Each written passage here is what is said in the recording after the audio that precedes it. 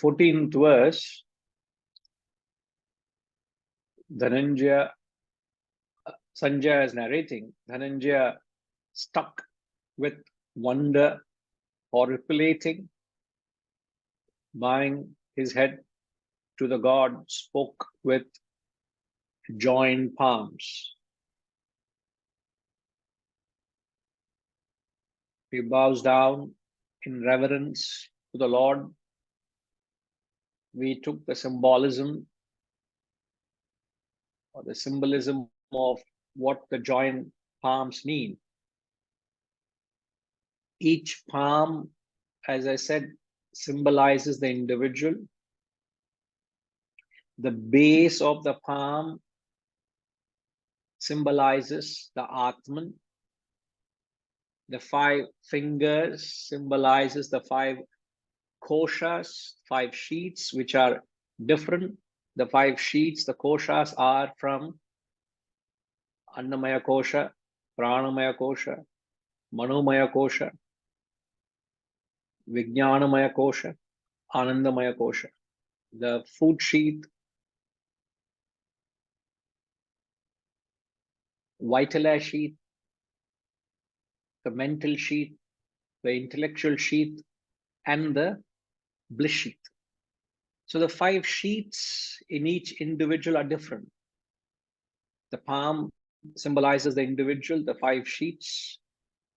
I repeat for those who are writing it down.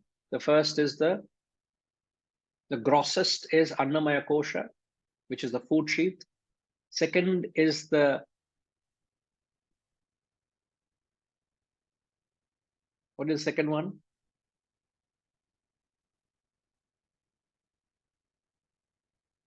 What is the vitala sheet? Gajjama. Pranamaya kosha. Pranamaya kosha. The third is the Manomaya kosha, which is the mind, mental sheet. The fourth is the Vijnanamaya kosha, the intellectual sheet. The fifth is the Anandamaya kosha, which is the bliss sheet. So the 5 sheets in an individual are different. The palm is the individual. The base of the palm is the Atman. So when I fold my both palms, when I greet you, so when I greet you by joining my palms, the implication, what is the implication? Even though that the sheets in you and me are different, the Atman in you, me are same. So when both palms join together, is to indicate that the Atman is the same. And I am saluting to the Atman in you. I bow down to that Atman. I bow to that ultimate uniting factor in you and me.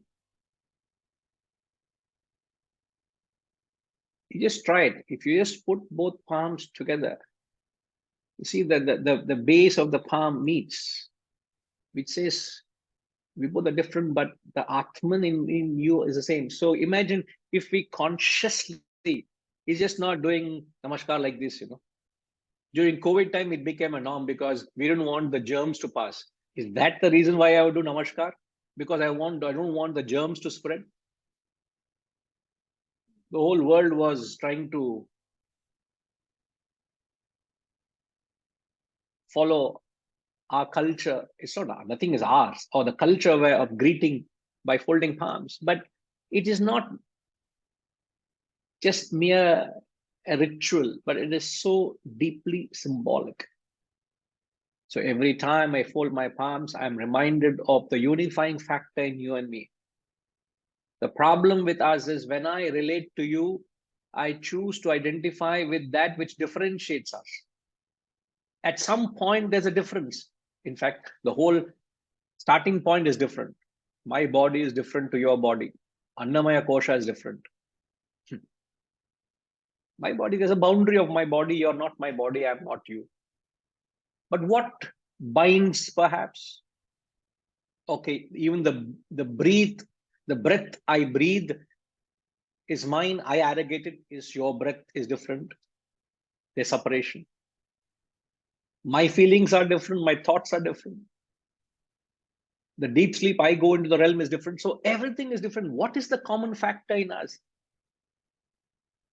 So when I relate to you, if I'm able to relate to that common identity, the Atman, I tell you, it's a totally different frequency. And that's what the mere ritual of greeting itself can attune to the self. So till the 14th verse, I think from which verse is it? From the 9th verse? From the 9th verse till the 14th verse, Sanjaya interfered, or not interfered, intercepted what the Lord said. The Lord started showing his cosmic form because he found Arjuna worthy, as he was devoted and very sincere, and he surrendered. But the moment the Lord started showing from the 9th verse onwards, Sanjaya could not fathom, because from his stance of ignorance, or from his stand of limitation, he couldn't perceive the glory of the cosmic form.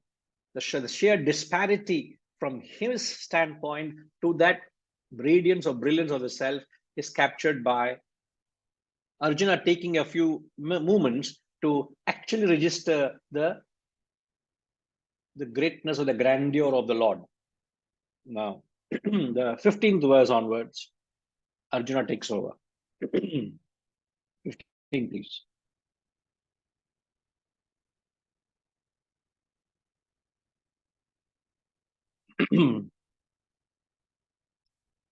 Arjuna uvacha pashyami devamstava devadehe sarvamsthatha bhuta vishesha sanghan brahmanamisham kamalasanatham rishishcha sarvanuragamscha divyan.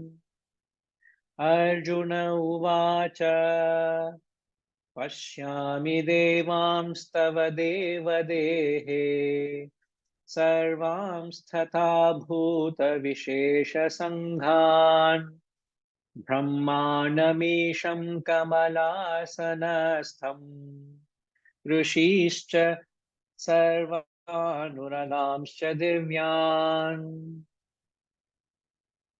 Now, instantly, what you would notice is there is a change in the meter of the verses. The earlier verses, the meter was different. And this verse onwards, the meter changes. So that shift in the meter suggests there is a change in the message or the person who is speaking. So that shift draws you, makes you alert. And some of these verses are one of the most beautiful verses of the Gita, because the philosophy may not be there, but they have a very profound intonation effect. So if it's chanted properly, the reverberations, the intonation, the effect it has on the mind is very, very powerful. In fact, very melodious section of the text. So you all should put that effort to actually by heart these verses, or even try to sing along.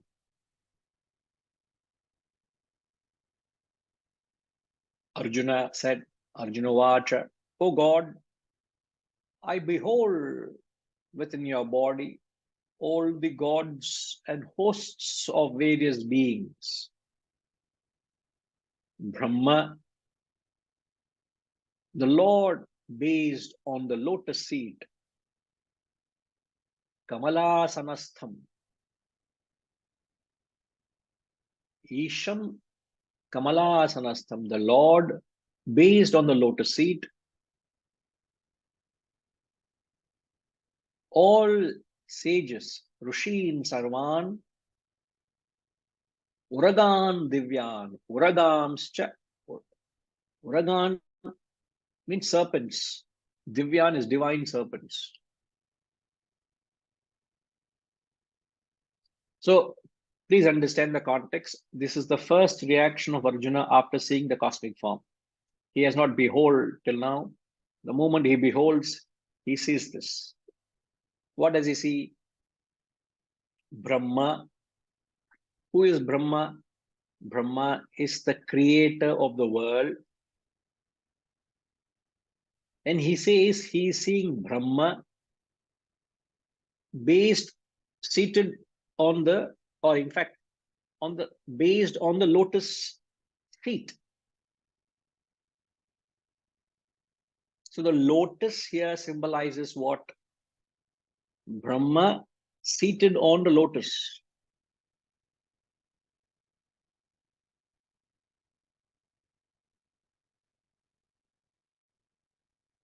I know I'll definitely get an answer from Harish.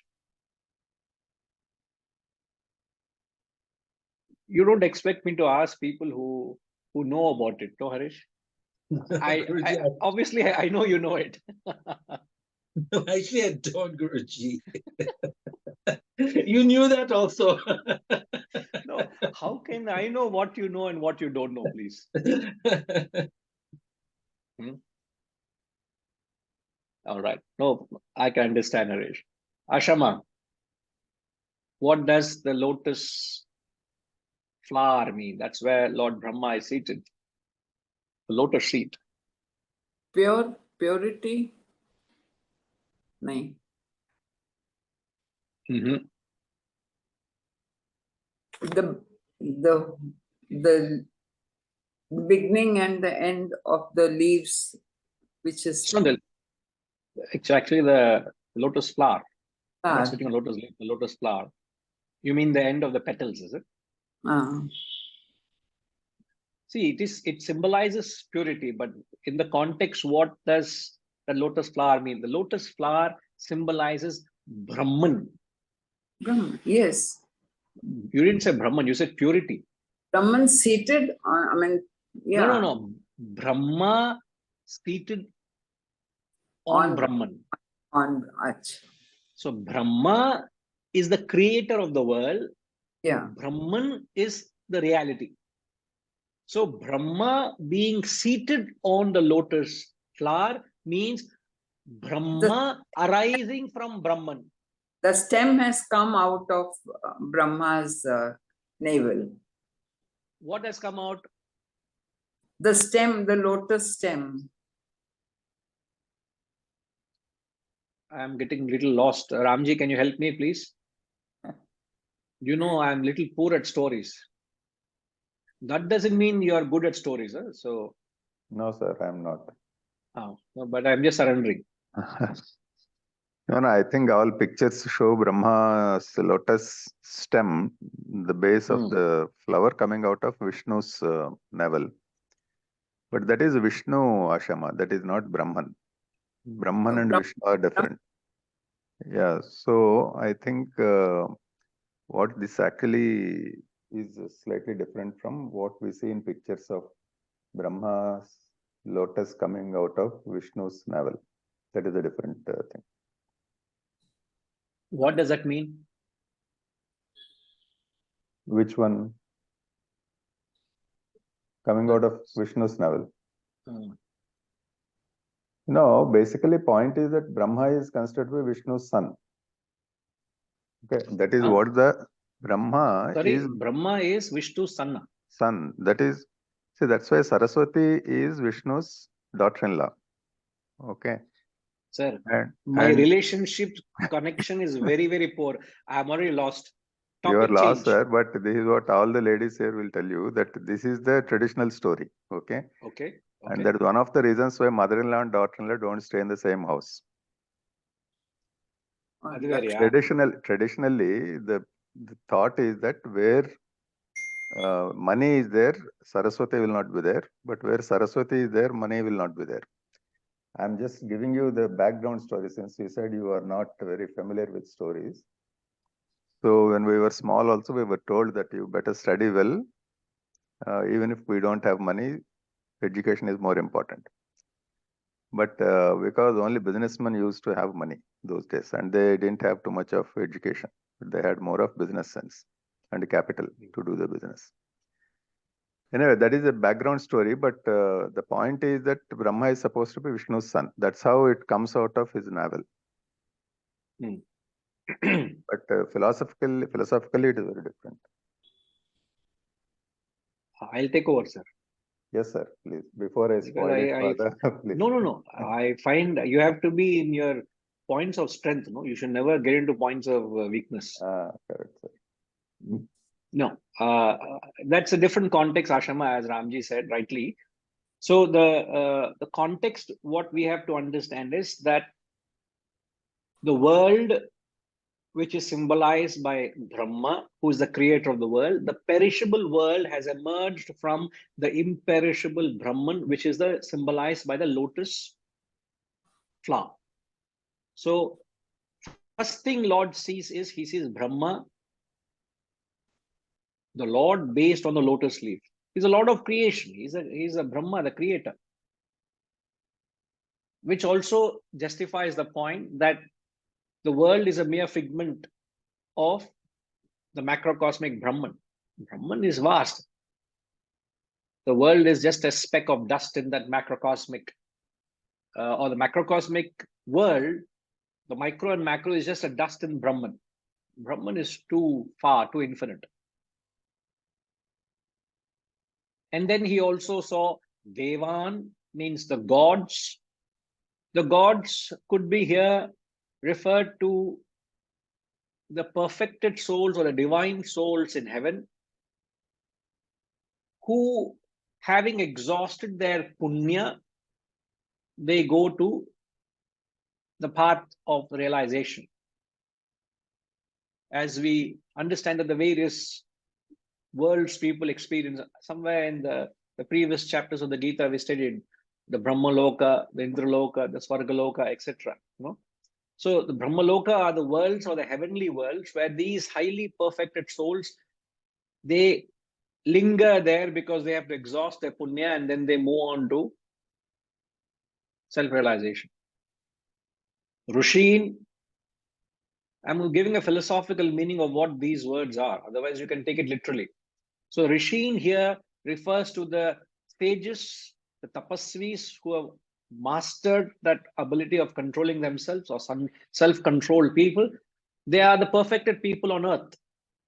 Devan refers to the heavenly people. Rishin refers to the earthly perfected souls. Uragan Divyan, divine serpents. Now, serpent refers to the ordinary fellows, ordinary humans who are egoistic, self-centered fellows. In short, you can call them as Rakshasas. And they are plenty in number. So these, he says, I've seen them also. These are the Rakshasas, are people who have discarded the spiritual pursuit. They don't have that. They may have that spiritual urge, but they don't identify with that spiritual urge. So they've discarded that spiritual pursuit and they are involved in worldly pursuits. They're involved in worldly activities. They are the Rakshasas. Now it's interesting. Why does he call them as also Divyan? Any thoughts? He qualifies them as divine serpents. Uragan, Divyan.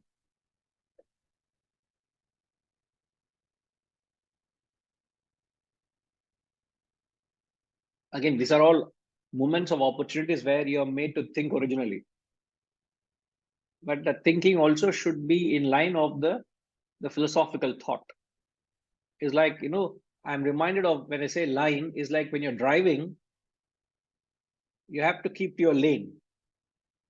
And you drive all the time, you have to be in your lane and you only switch lane based on indication. You indicate and then switch, which is not followed in India. We don't follow that here. So you have to be very mindful of when you are talking in a context, you must maintain the line of thought.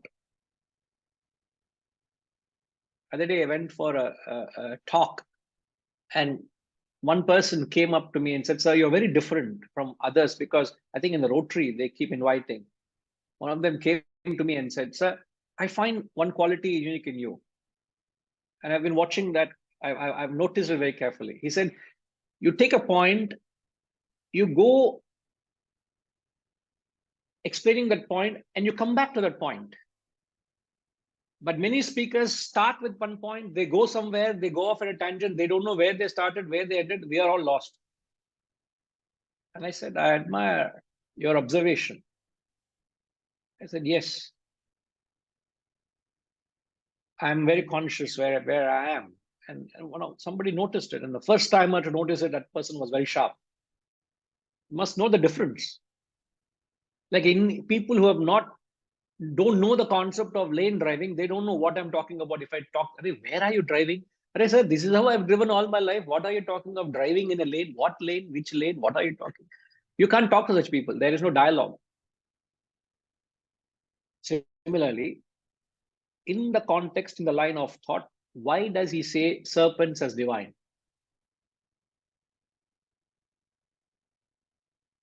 No, most likely person who can answer this is Aparagaru. So I'll have to ask him. So you have to ask Ramji, why is he smiling? Huh? He had a cheeky smile when I said Aparagaru. You have to ask him, please clarify that. Sir, I do not know, sir. I know, sir, but I will not say, sir. But please, let's come. See, this is what I mean. Going out of, this is lane switching. Let's come back to our lane. The question answers Olungo. Chapandi. Oragan, Divyan, divine serpents. Sir, what comes across my mind is, the thing is, when I was reading in another book, the Shushumna Nadi, and they are all called the serpents actually. So the 7 chakras that are there in the body, to Sahasrara, basically the serpent represents this thing. So somebody who is evolved, basically the chakras open through these nadis, the Pingala and Shushumna, and so Sir, that's let me what. interfere. You're coming in wrong direction. Yes, Guruji, I know. It's not even switching lane. You're coming opposite direction. One way you're entering, sir. What is this? So what is the please question? pardon me, Guruji, I do not know. Let me. Sir, you can switch lanes, but you can't come opposite direction, sir. You will be fined by the police. I'll have to punish you for this. Coming opposite direction. Huh? What is the question, Adhiya Pandit? What is the question? Sir, I understood the question, sir. What is, the divine serpent? Right. What did we interpret Oragan serpent as? Serpent we interpreted as Rakshasas, who are not. And Divyan is again the somebody who has, Divya means transcendental or something. If you are talking about somebody who has actually achieved or attained certain divinity. No. You are qualifying the serpents as divine. So how can they attain? These are the Rakshasas. These are the majority of people in the world who are egoistic. These are the people who are self-centered people in the world. He said, I saw them also. So on one side, he said, I saw Brahma, which has emerged from Brahman. He saw Divyan as a Devan, the gods. He saw Rishis, and he saw the multitude of lower people. So in effect, he's seeing the creator, creation. So the source of creation, the creator, and entire creation. So in the creation, sir, again, we have Aditi and Diti. Aditi are basically Devas are children of Aditi. And Diti, you have all the serpents. Mother is Diti. For example, Takshaka, Vasuki, all this. I am thinking that in Vishwarupam, he was able to see the Diti's children, Aditi's children, who are part of creation of the Kashyapa's children. We are all Kashyapa's children. So again, what I'm learning, what I'm learning today is how ignorant I am. Thank you, sir. Haresh, don't worry. I am in the same boat as you are. Aparagaru, Haresh is almost holding his head like this. Why did I choose to come for Gita class today? Guruji, you should not ask. I know he's sitting in office and he has to carry on with important work today. What will be his mindset after attending the class today? Today is Sunday, Guruji. I know. Are you sitting in your office? Is it in Hong Kong? Ah, see, I know his office. So it is office place. Yeah. So please, I also have some work to do. I will be disoriented if you talk all these things today. Yeah, Guruji, I am waiting for your this thing. I don't have any Thank idea. Appa, I like this one. I've been saying This right part from I the like. beginning. No, you're saying, and then you're saying so many things around that. So that is what we are concerned. Setuji, thank you, Paragaru. I'll just come to it. Om Guru. Yes, sir. When we fold our hands, Atman is same. So it is Atman, same Atman in everyone, whether he is a Rakshasa or whether he is a spiritual person. So a realized person sees everyone alike. Arjuna is not realized. Arjuna is seeing Rakshasas and he calls the Rakshasas as divine. See, you get the point. Now, I get what you're saying, but I don't think it's that interpretation here. But when, as I think Raviji has rightly commented in the chat box, everyone and everybody is divine because we are all part of that creation. We are all expressions of Brahman. Since we are all expressions of Brahman, it is said to be as divine serpents. We are all God's creation, no? God's creation, and we have the same Atman. Yes, the Atman is the same. But since we're all creatures of that same God, we say divine. So, for example, if I ask you who is an atheist, who's an atheist, sir? Who does not believe in God.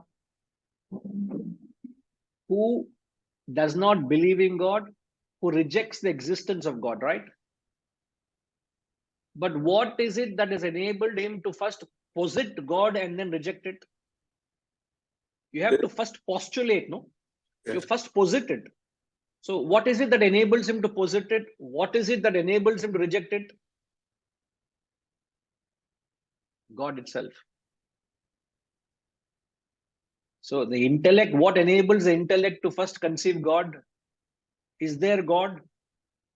The intellect is questioning. Then his intellect says, I don't think there's any God. So what is it that enables the intellect to posit? What is it that enables the intellect to reject? It's God itself. As absurd as that. The God itself is enabling the atheist to reject God. In that sense, that atheist also is the son of God. It's his creation. In that sense, he says it is divine serpents. Right, sir? And in the mantra, when he says on one side divine, another side Rakshasas, what again, another message, what does it convey? Harish, we learned the other day. I hope you were there last week, you were there in the satsang? Yes. Yes. Okay. What is it we learned last week also very I remember very vividly. You don't have to refer to the notes. If you independently think along with me, you can get the answer. What is one of the definitions of the world? Because on one side he says he's seeing Divyan, godly people. On the other side he's seeing serpents or Rakshasas. So what is he seeing? He's seeing a pair of opposites. Correct. He's seeing a pair of opposite, which is nothing but the world, which has come out from. The world is created by Brahma. And where did Brahma come from? From Brahman. As simple as that. So in the first mantra, which is the 15th mantra, which he has seen, the 15th verse Arjuna has seen, he's saying, I have seen Brahman, I have seen Brahma, and I have seen the creation, which is good and bad. That's all. In layman's term, that's what it is. In simple terms.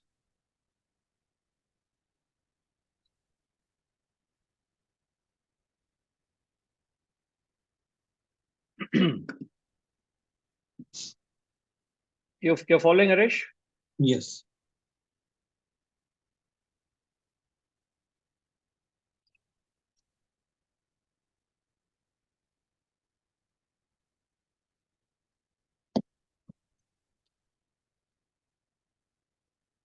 So there is Brahman, which is the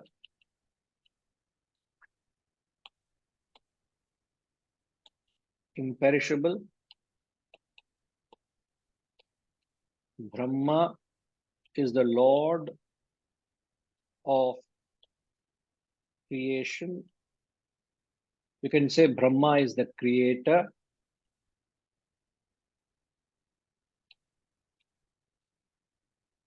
Then comes the world, in which he doesn't mention the world, but in which he is seeing the gods and, I would say, not demons, but he says Rakshasas.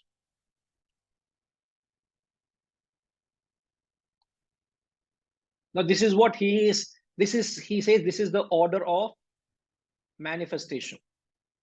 From the source comes this.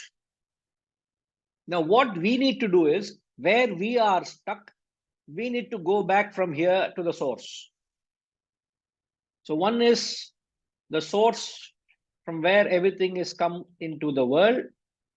Now here we are. From here we have to head back into the Brahman.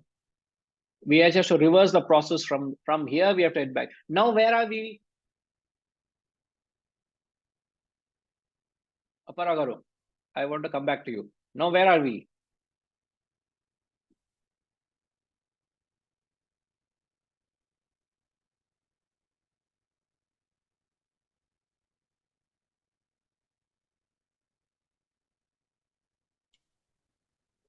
Sir, I don't know about we, but I can say about myself. I In the appreciate world- the clarity. In the world, there's a place called Rakshasas, Guruji. No, what I mean is, where we are is, we are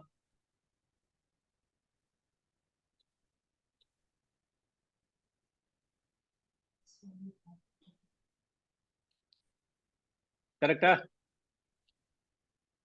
Caught up in POO, the pairs of opposites. The pairs good, of opposites bad. symbolized by Rakshasas and the gods. We are caught up in good and bad, success and failure, praise and censure, joy and happiness, birth and death. We are caught up in the world. So the only way to get out of this is by rising above the pairs of opposites and get to Brahman. So the one who is out of this, who is liberated from the pairs of opposites, means one who is not affected by the pairs of opposites. I'm not affected by praise or censure. I'm not affected by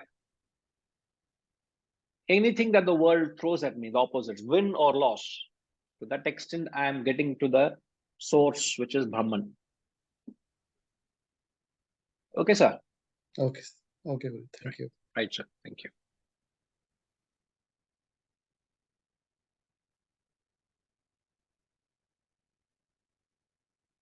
Right. 16, please.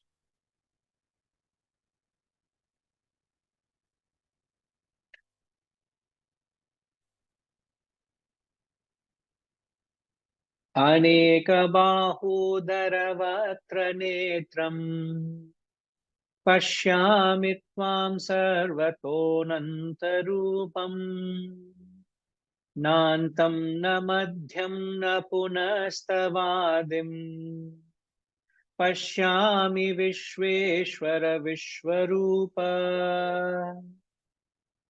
anekabahuvat Anekabahudara netram pashyami tvam sarvatonantarupam nantam na madhyam na punastavadim pashyami vishveshwara vishwarupa. In fact, this verse in particular has a very profound intonation. Tremendous intonation, this particular verse. As I said, you got to feel it, and I can't convey that feeling. But let's get to the message. He says, I see your infinite form in every direction with countless arms, aneka bahu, there are vaktra netram, many stomachs, mouths and eyes. Sarvataha, everywhere I see. Neither your end, nor middle, nor also your beginning do I see, O Lord of the universe. Vishveshwara, Vishwarupa, O universal form. Look at him, the way he addresses the Lord, because he's seeing his cosmic form, he addresses him as Vishwarupa. And the title is Chap. The chapter is titled as Vishwarupa Darshan. So he calls him, O Vishwarupa, O universal form. O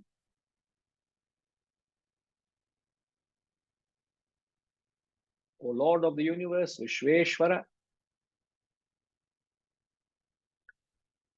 Oh my God. Now it struck me. All my life, close to 50 years, I know that my father's name is Vishweshwar. And now it struck me, oh my God, my father is the Lord of the universe.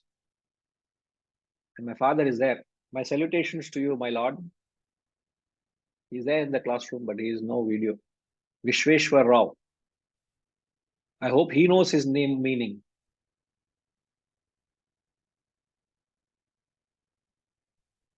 Now, I see you in Aneka Bahudara Vaktra Netram, endless form, contradictory.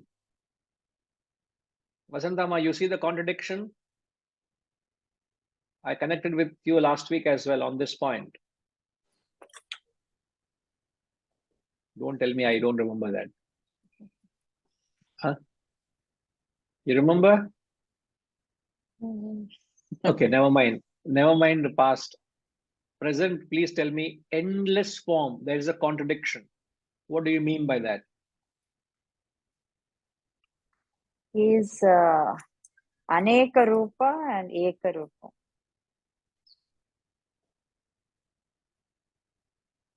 He is in everything and everything is in him. Does that what it means? That's a message. You can say God is in everything and everything is in him is a message we can tell people. But when he uses the word, and I see you in endless form. That is Aneka Rupa. But when you use, okay, forget the Sanskrit word. When I say endless form, Ananta. it's a contradict. Don't talk to me in Sanskrit. I'm already confused today. By talking more such profound words, you will increase my state of confusion and I say I've lost for words also now. Language also is going, Sir Ramji. One by one is all going away today. So please pardon me. All started by Aparagaru. Right. Vasantama, when we say endless form, two words, I say there's a contradiction. What is the contradiction in that?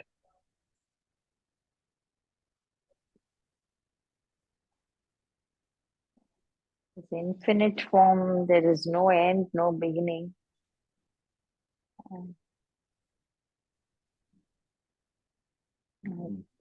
Fair enough.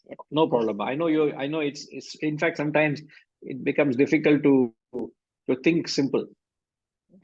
It's simple. I'm just trying to expand those two simple words. Right. No problem. Raviji.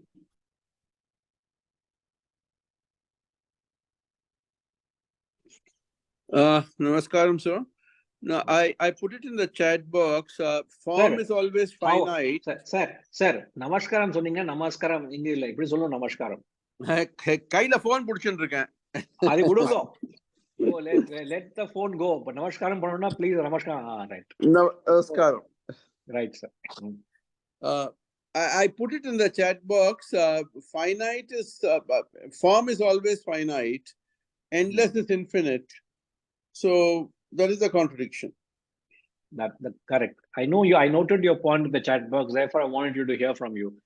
The contradiction is between a form which is finite, something which is endless is infinite. So how can finite and infinite go in one. Heat and cold never go in one. Rain and dry don't go together.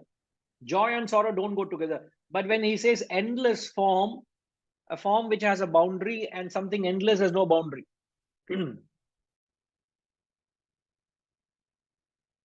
So what is he saying, sir? We are trying to understand what Arjuna is saying. Raviji, so what is he saying? Gayatri Ma, please share the verse. Where is Gayatri Ma? Ah, there, na? Okay. Raviji, what do you see?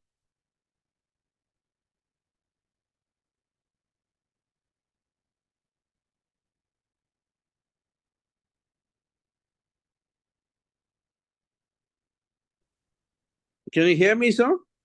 Yes, we can hear, sir, now. Well, as you pointed out earlier, it's I suppose it's a pointing out of opposites. Infinite form in every direction, with countless arms, stomachs, mouths, and ears. Neither your end nor middle nor also your beginning do I see. He's seeing forms, but he's seeing forms in all directions which go on and on.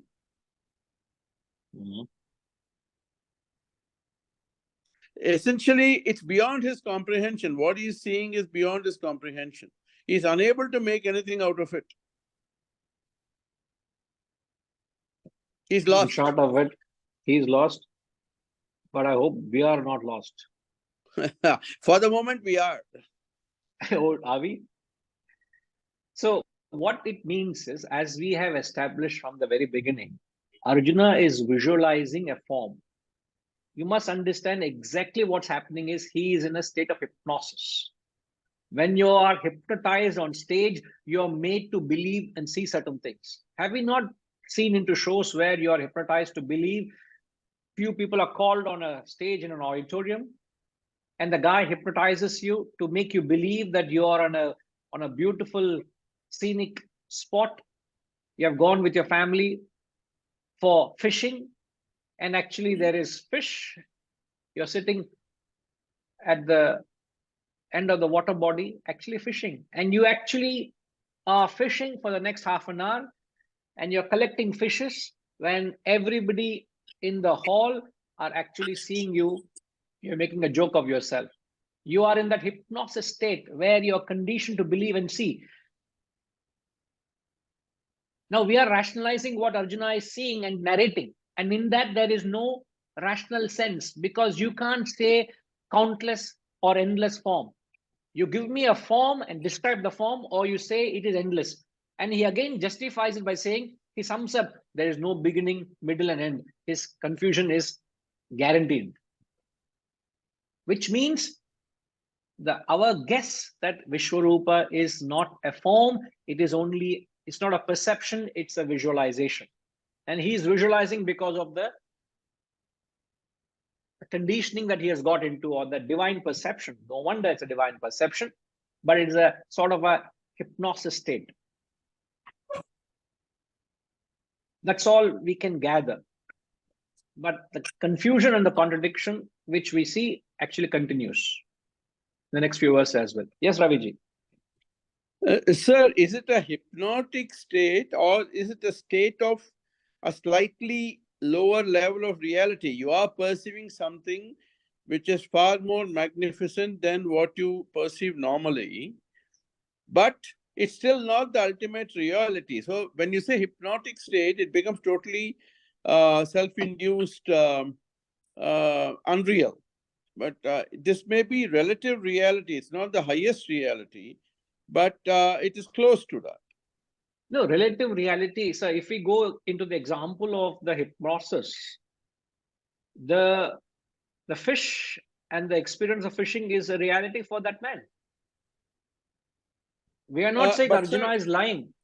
In fact, I would say, sorry to let me just clarify that. For a person who's fishing, fish and the fishing experience is actually an absolute reality for him. For him, the world around him, where he is, It doesn't exist. So it's an absolute reality for a hypnotic person. So we are not saying Arjuna is lying. We are only trying to rationalize by saying it is in a state of conditioning. So it's a conditioned experience. I'm only trying to understand that. We are trying to understand at best what could that be. And I'm just drawing a parallel to a hypnotic state where you made to believe or you see something because of a certain conditioning. So Arjuna was conditioned to perceive that which perhaps the Lord wanted him to see. But is the Lord actually showing? No. Has that man actually gone to the shore of a lake body or a water body to fish? No, he is on a stage in an auditorium, which you and I know, because nobody else is seeing that Vishwarupa. Only two people are seeing. So therefore, we'll have to come to a certain rational acceptance. Because the clarity is lost when Arjuna is speaking, no? He's full of contradiction. Yes. And from that's where we are deciphering from there. At best, it's our most intelligent guess we could do. We can't be certain about it. So there is always an element of doubt, and that's where we have to be humble. Otherwise, ahankara varum. It's not being arrogantly concluding on something. We are only taking an intelligent guess from all what we decipher from all these arguments. But we could be fundamentally wrong. Somebody can pull the carpet under our feet and we have lost all the founding. That's also possible. So from our certain perspective, this is what it is. And we'll humbly accept it. Okay, sir. Okay. Thank you. I knew Ramji will raise hand. I was expecting. Yes, Ramji. No, I was just trying to say that perception or visualization, particularly visualization, when we make, we normally can visualize based on some prior experience. If there is no prior experience, it's very difficult to visualize. Perhaps. Now, the prior experience Arjuna had is the 10th chapter. What is the difference between the 10th and the 11th chapter? 10th chapter, he was only told.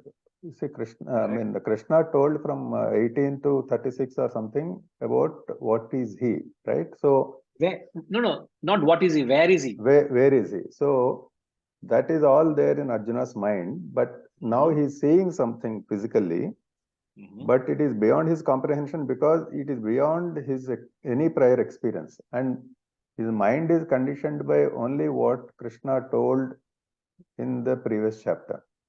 Perhaps. I mean, I'm only conjecturing. I also don't know. I'm just saying that perhaps out of that arises the confusion because he's beyond his perception because he has never felt or seen or had any such experience before. And he is also visualizing only based on what Krishna had actually preconditioned his mind. Perhaps in that process, he is in a state of semi-confusion and semi-hallucination maybe, or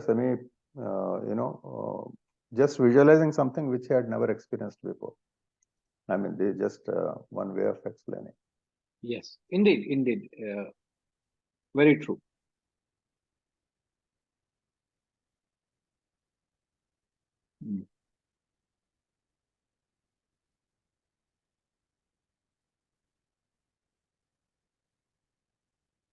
See, but all this contradiction makes us think. End of the day, we are actually deliberating our intellect. That's the takeaway from the process that we are going through.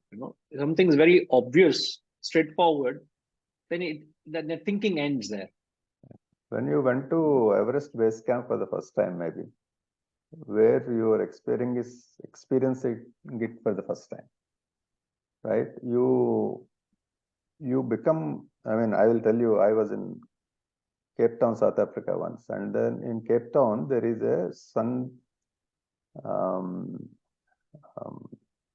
sunset cruise, it is called. So in the boat, they take you to the meeting point of Indian Ocean and Atlantic Ocean. Okay, you can see on the right side you touch water and left side you touch water. They are very different. One is cold, another is warm. And from there, the sun is the setting sun is falling on the Table Mountain, which is basically the mountain of Cape Town. If you, I mean, when I saw that, it was anything beyond my any earlier experiences of watching sunset or watching mountains or watching sea or whatever it is. So I got such a spiritual experience that I was completely confused about the whole magnificence of the nature at that stage. So you can sometimes, like probably you might have felt when you went to the Himalayas for the first time, that when you have a first time experience, I think many times you get overwhelmed by the magnificence that you see. No, absolutely. I'm with you every word what you said. It's just that he is just not able to digest. Yeah, It's exactly. too much beyond his. In fact, it's far beyond his capacity to rationalize all this. Exactly. Right, sir. Thank you. Thank you. We'll move on. 17th, please.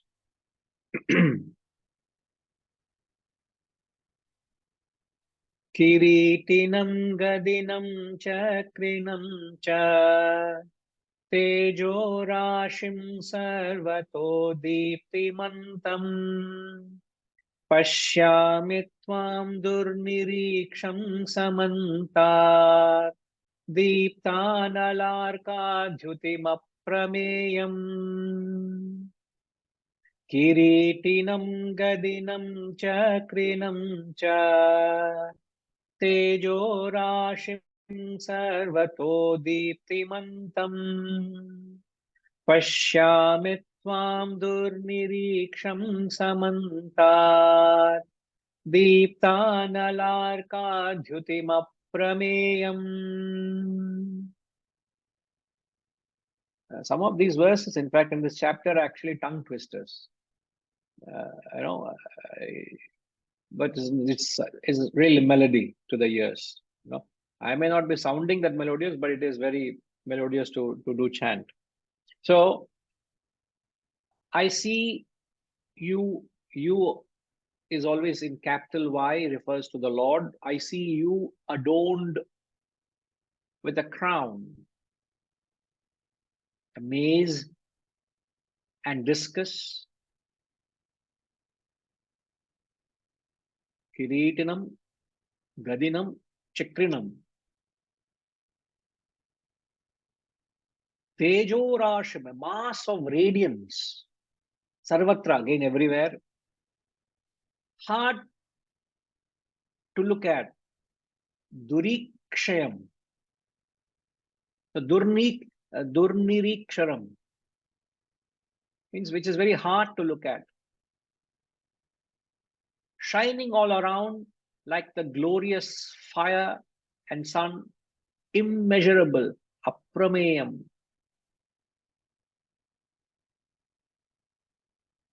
See, fundamentally, what we are trying to gather from all these superlative words of description is Brahman is beyond your intellectual capacity to fathom. So at some point, you must let go of your intellectual arrogance that you can capture Brahman in words and thoughts.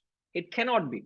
So the words are very superlative because it is, you are not able to capture that exalted experience.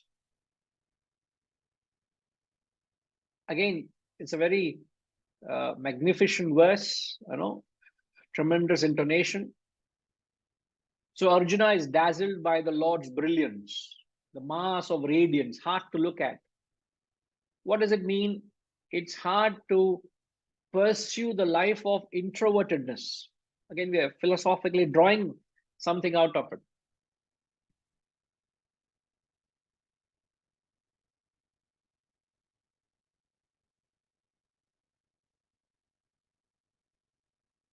The kind of radiance, the kind of brilliance, the kind of joy and ecstasy in an introverted path is not easy. But once you get into it, it's all joy, it's all, you start shining in everything that you do. But to get into it is not easy. The diadem, I see you with diadem, a crown, suggesting sovereignty, suggesting lordship of the world. So seeing Krishna with a diadem is suggesting that you are the Lord. And it is said, as you and I know, that Krishna, Lord Krishna, is incarnation of our Lord Vishnu. And Vishnu is the protector of the world. So in that sense, shining all around like the glorious fire and sun. The fire is artificial, sun is natural. So all forms of light, immeasurable, is just pure emotion here. Sheer emotion and elation. Now, since we took a mention of Lord Vishnu, in Lord Vishnu holds in his 4 arms, the 4 arms Lord Vishnu holds. Welcome, Reddy Garu. I welcome you with a question.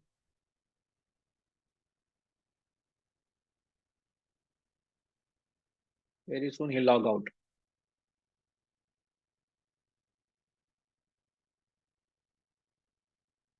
What are the 4 instruments the Lord holds in 4 arms? The first is Padma. The second is Shankha.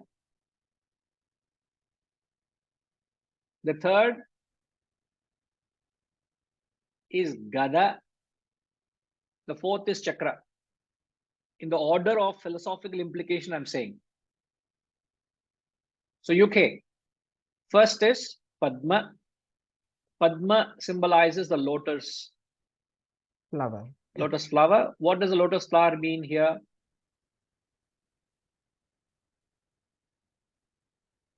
It's the purity, Guruji, or a creation? It's purity. No, I know Ashama has completely conditioned you. Brainwashed. Brainwash. Ashama, what are you doing? One word you said and they're all repeating what you say. That is your power. That's your influence. In the context, what does it mean, UK? No, you're not wrong. The lotus flower is symbol of purity. There's no denying of that. But in the context, what does it mean?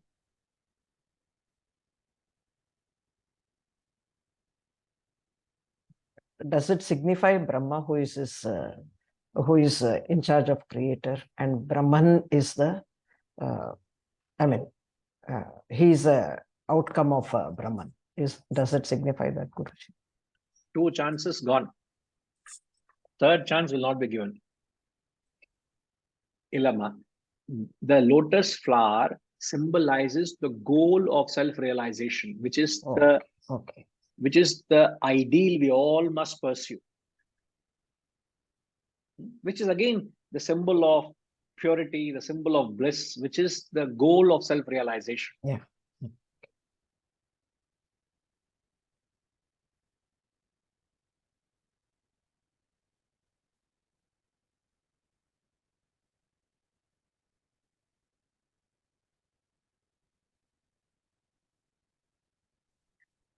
Then comes the Shankha. Shankha. Okay. Pushpama, tell me what Shankha here is.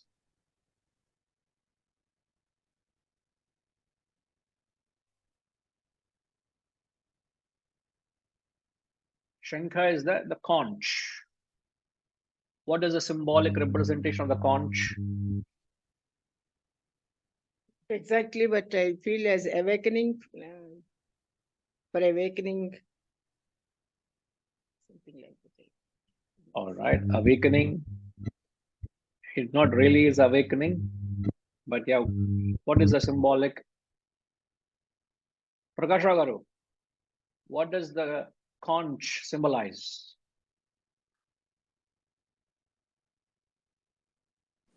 Consciousness. See, the consciousness is the lotus. The lotus flower is the consciousness. It is the goal, which is the symbol of peace, which is the objective is self-realization. So there's a conch, which is the, it's a, when somebody blows Your a free conch, will. Your free will, sir. free will. Mhm. In fact, the conch, when you hear the sound of the conch, what does it remind you? You're deviating. Am I deviating? Then that is a sign that you are deviating. I thought you're telling me that I'm deviating. For a moment, I thought I'm keeping in track only, no? Yes, Prakash Ragaru. Correct. The conch symbolizes the conscience. The conscience is an aspect of subtle intellect, and conscience tells you when your actions are not in line with the conscience. The conch from within sounds and tells, hey, watch out, you're not doing right. So the conch is that which reminds you or takes you to the Padma. Isn't it, sir? Yes, sir. Are you with us? Great. So when the gross intellect, when the actions are not correct, the conscience helps as an alarm to alert you. Hey, you're going off your course, going off your track. Come back. You have to be on the path of dharma, path of righteousness. But Harish, when you don't hear the conch, which happens to most people, you with me, Harish? Yes, Guru. When you don't hear the conch from within, when you're not doing the right action, what do you get?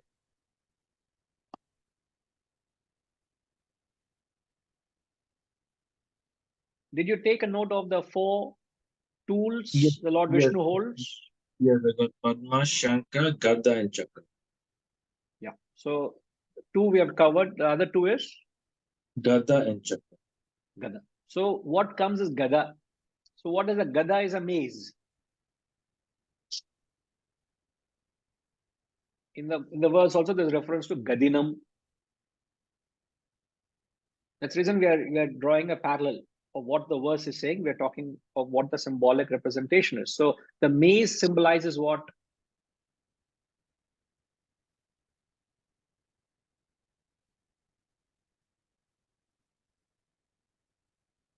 It is amazing. I mean, it's to find our way through the darkness or find our way to the light. See, the maze is an instrument to Give us the knocks and the shocks. correct. Symbolically, the maze is the knocks and shocks of life. One goes through the agitations. One commits a sin. Symbolically, the maze is the agitations committed, which puts you off course. You're already leading a sinful life. Why are you leading a sinful life? Because you have not followed the Shankha. And what does Shankha do? Take you to Padma. Padma is the goal. Shankha is the reminder or points us to the goal. If I don't follow the Shankha, I get the Gada. Hey, nada pandra. You get a knock on your head. But if you still don't wake up and heed that you're going in the wrong direction, you don't wake up to the alarm bells of the knocks and shocks, the sin and the pain and the agony that one is going through day in and day out, where will that lead to? The last thing is chakra. And what does chakra mean?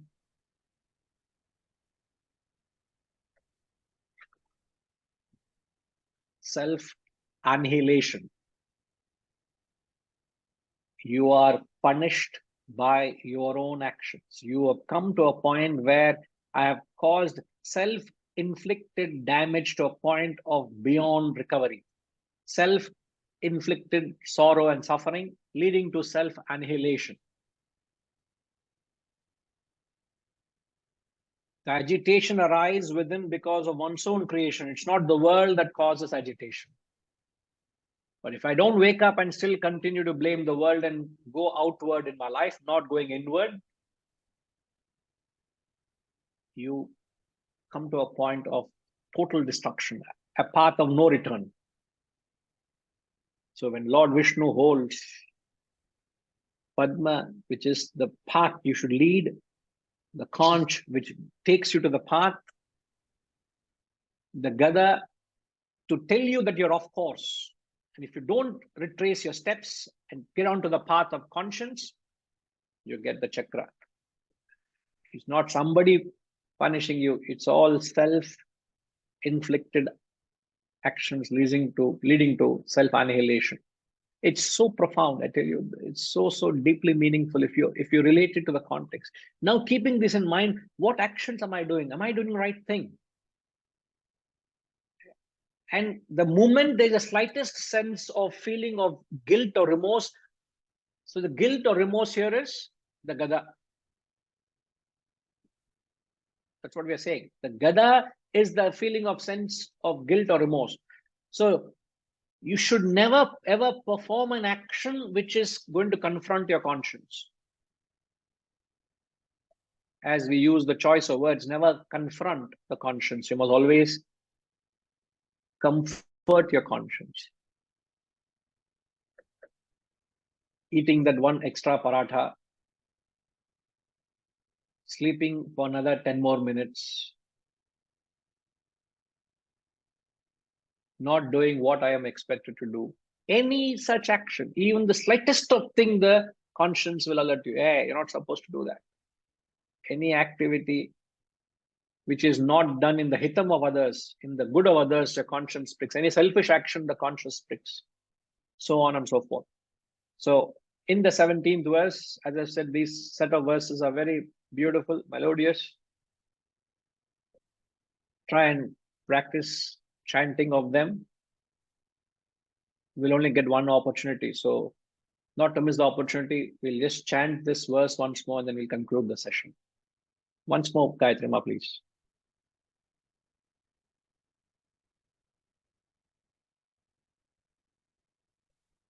$17.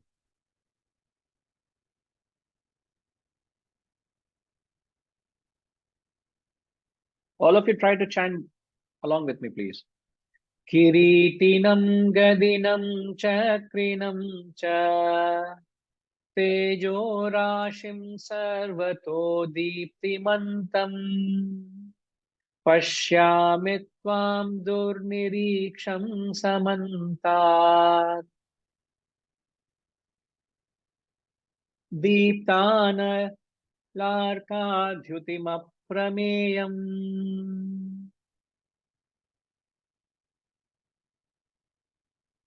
Maybe once more, please. Kiritinam gadinam chakrinam cha tejo rashim sarvato deeptimantam pashyami tvam durniriksham samantat deeptanalarkadhyutim aprameyam. Very addictive.